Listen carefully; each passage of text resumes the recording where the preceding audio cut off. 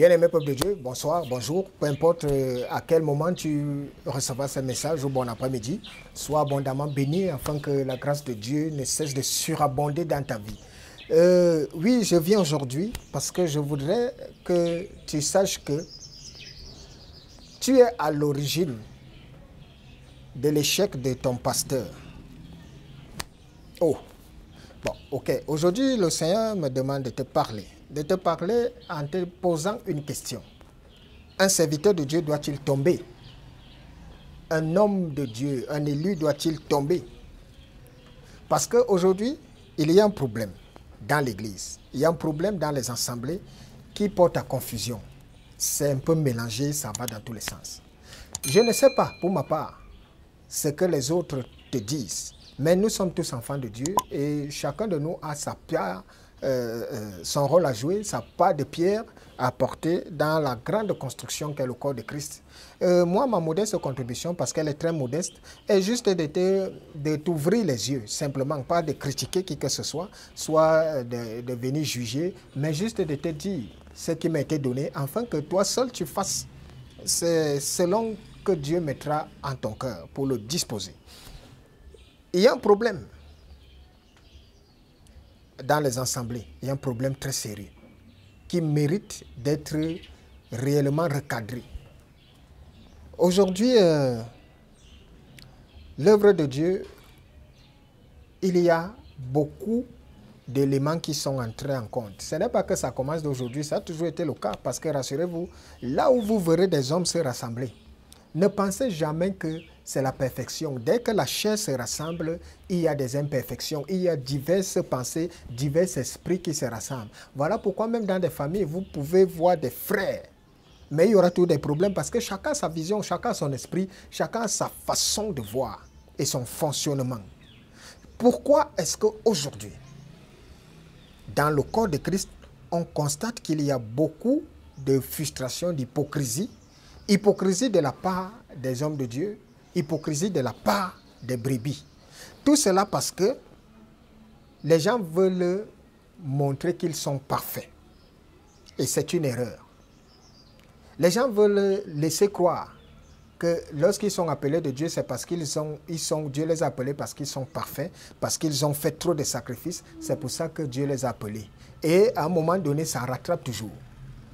Et c'est pour ça que à un moment donné aussi, vous voyez dans des assemblées, il y a le désordre qui s'installe, il y a de la confusion, la contradiction.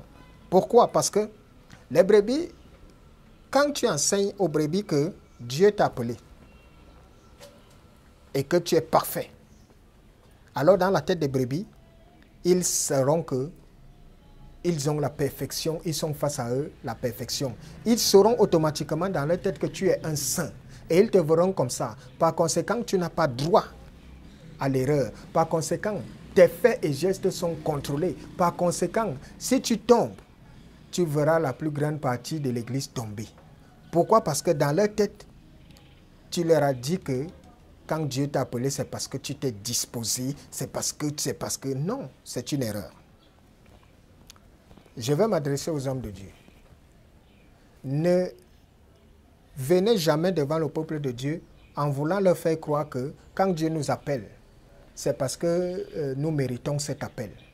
Il faut bien expliquer au peuple de Dieu que quand Dieu choisit, lui-même il a dit, il choisit qui il veut. Par conséquent, tu peux être même le plus délinquant de la bande, tu peux être le plus rebelle, tu peux être le plus incrédule, mais Dieu te choisit. Et il te choisit afin que tu portes sa gloire et que tu ailles porter son nom dans les nations. Alors, à partir du moment où Dieu te choisit, ça veut dire quoi? Ça veut dire que tu n'as rien à lui prouver. Il sait qui tu es. Et il t'a choisi dans ça. D'ailleurs, l'apôtre Paul l'a bien précisé, que la puissance de Dieu s'accomplit et se manifeste la grandeur de Dieu dans nos faiblesses.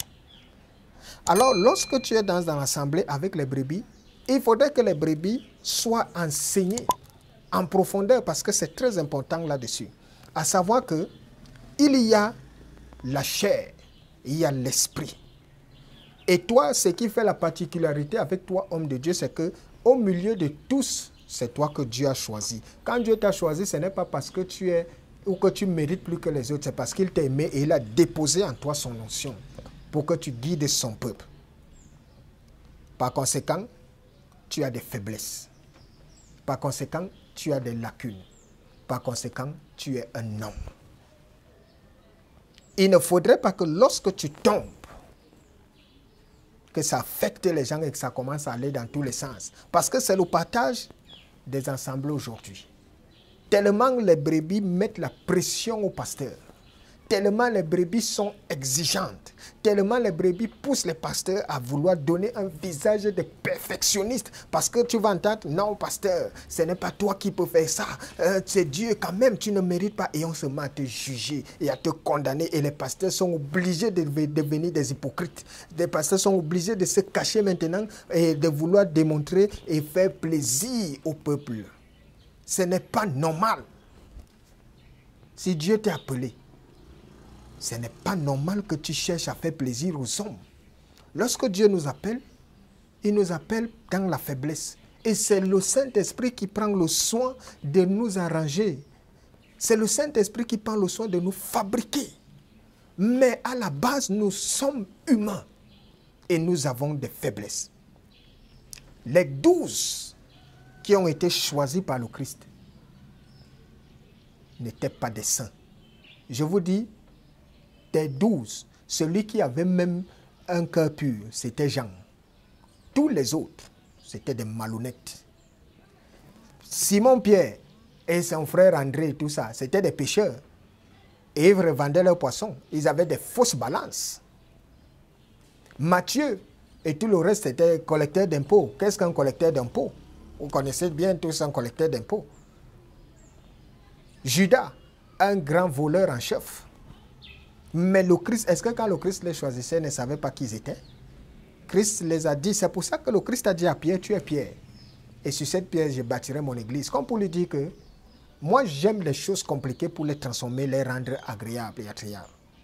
Alors, aujourd'hui, dans des assemblées, il y a que les pasteurs subissent la pression. Une pression de vouloir démontrer que, parce que le mot des brebis, c'est que non, c'est toi qui montres l'exemple. Bien sûr, il montre l'exemple parce que Christ lui a donné ça. Mais maintenant, ne venez pas mélanger les choses. Ne venez pas confondre entre le moment où l'Esprit de Dieu parle à lui et le moment où la chair est là. La chair, ah là là. Quand vous laissez la chair quelques secondes, bienvenue les gaffes. Et quand l'Esprit revient, ça prend le soin de corriger. Tout homme de Dieu qui se lève, et les vrais serviteurs de Dieu, les vrais enfants de Dieu, je sais qu'ils le disent à leurs brebis. C'est pour cela que nous devons toujours prendre le soin de préparer le peuple de Dieu et de bien les expliquer les choses, afin qu'ils sachent que lorsque nous nous tenons devant eux, tu pourrais me voir tomber. Ça ne peut pas t'affecter parce que tu dois savoir que je suis un homme. Je vais vous raconter quelque chose qui s'est passé avec Moïse. Alors, il y avait une femme éthiopienne. Moïse avait été marié à Séphora. Il y avait une femme éthiopienne aussi, parce que lorsque Israël est sorti de l'Égypte, il y avait beaucoup de personnes des nations qui étaient là, qui se sont greffées et tout ça. Alors, il y avait une très belle femme éthiopienne que tout le monde aimait, beaucoup de personnes l'aimaient. Même Aaron convoitait cette femme éthiopienne. Alors, Moïse est marié. Il a 2 enfants avec Séphora. Et subitement, Moïse tombe amoureux de l'Éthiopienne. Alors le peuple a commencé à murmurer. Non seulement ça ne s'est pas arrêté au niveau du peuple qui a commencé à murmurer contre Moïse à cause de cette femme éthiopienne. Et des gens ont commencé à regarder sa vie et à dire, mais attends, comment il peut faire ça? Il y a Séphora, il y a ces enfants-là. Pourquoi il fait ça? Si Dieu lui parlait réellement, il ne devait pas faire une chose pareille. Alors Aaron, qui est le frère de Moïse, son grand frère, et sa sœur, Marie, prophétesse, elle aussi est là dans la danse. Les deux commencent aussi à critiquer Moïse. A dit, mais il veut trop dire que Dieu lui parle à lui seul, n'est-ce pas? Dieu nous parle à tous, il croit qu'il a le droit de faire. Ce n'est pas normal, il faut que c'est à lui de montrer une certaine discipline et tout ça. Vous savez ce que Dieu a fait?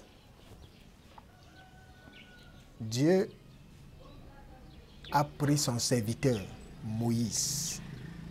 Dieu l'a mis derrière.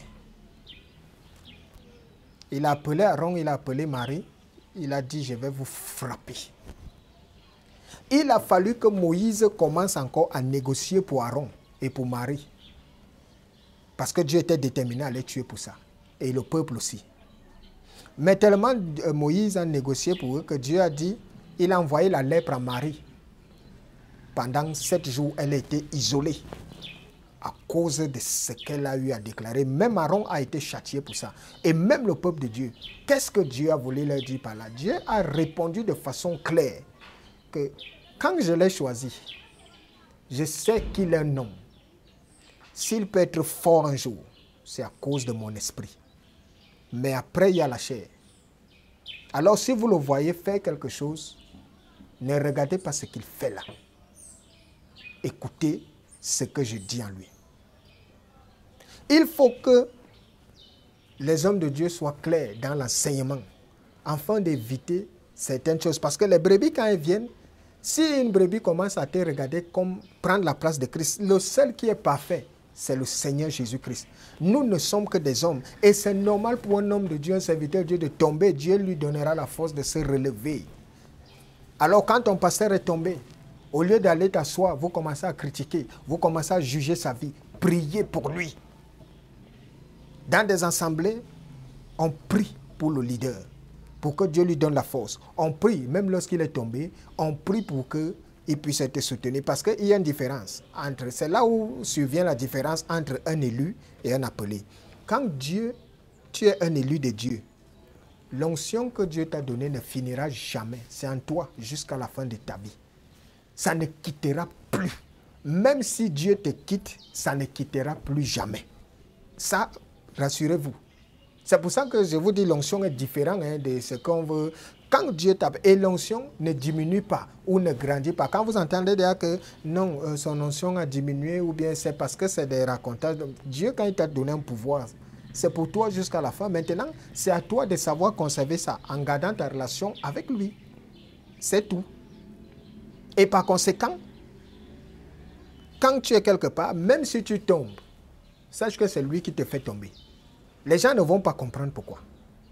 Or, aujourd'hui, tu entends souvent, non, dans des assemblées, dès que vous allez, il y a des gens qui vont dans des assemblées pour regarder la vie de leur berger. Ils vont critiquer.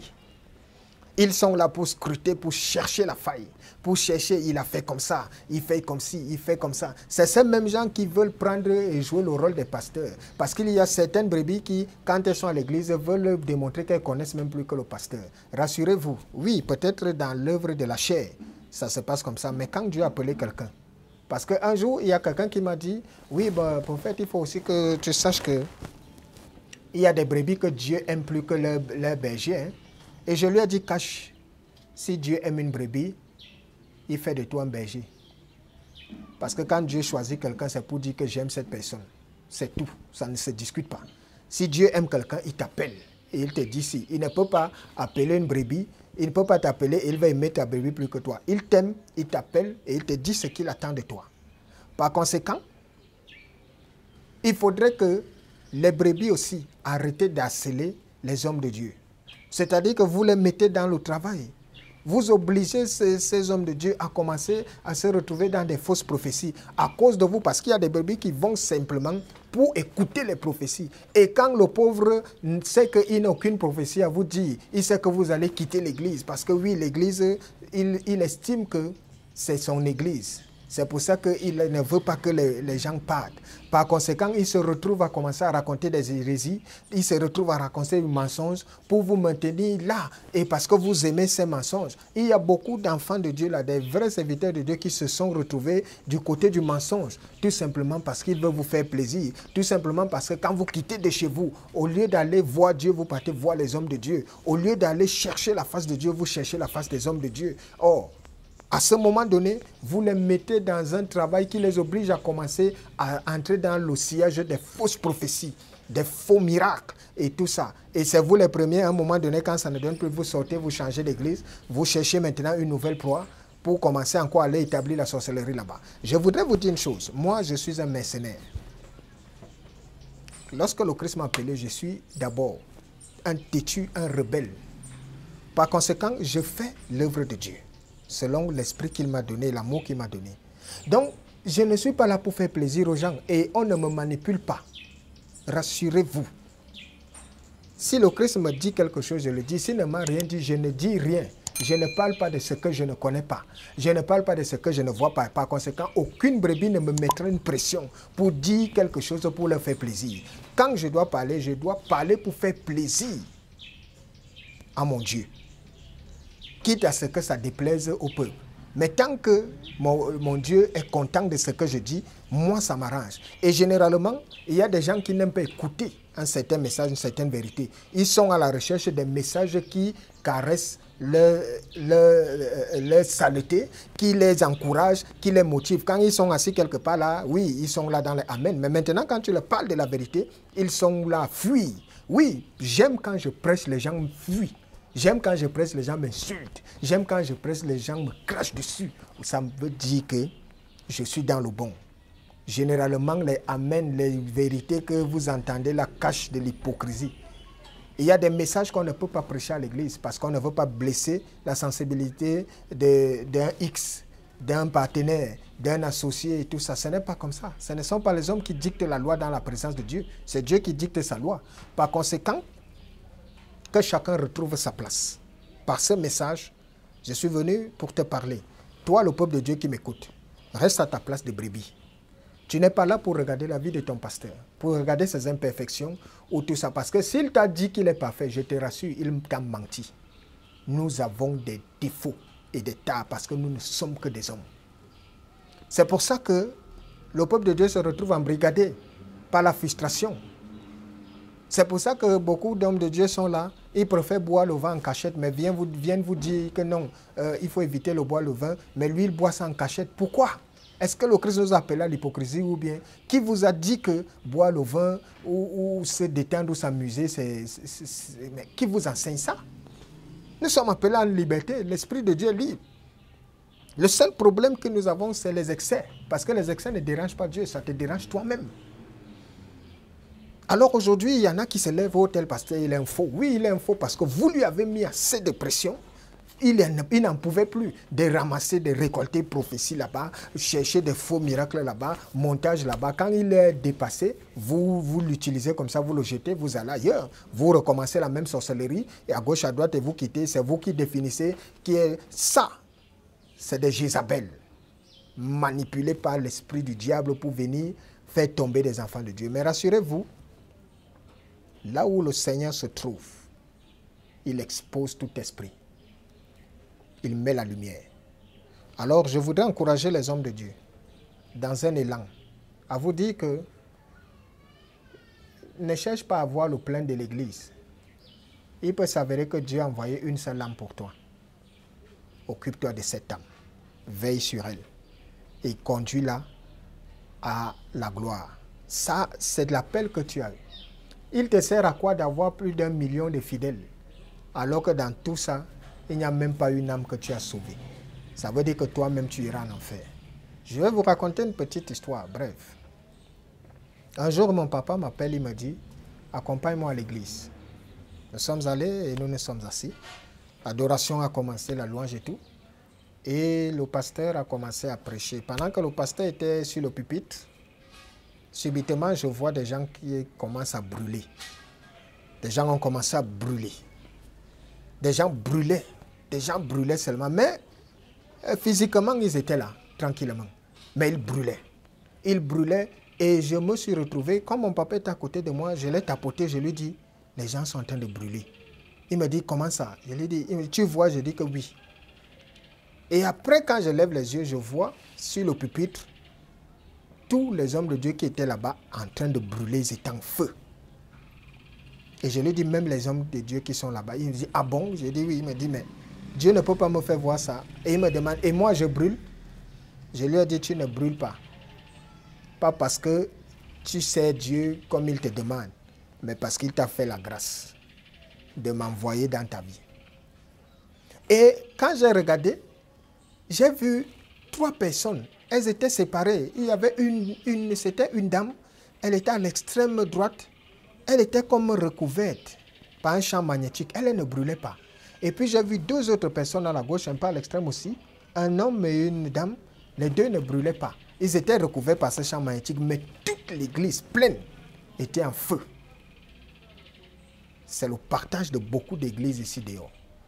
Alors aujourd'hui, je voudrais dire aux hommes de Dieu, quand le Seigneur t'a confié une mission, il doit s'occuper de toi. N'aie pas peur de ce que tu vois. Ne cherche pas à ressembler aux autres. Si Dieu t'a appelé, il y a un temps pour chaque chose. Ne force rien. Que le Seigneur nous bénisse et que sa grâce et sa gloire soient notre partage. Amen. Shalom, peuple de Dieu. Bye bye.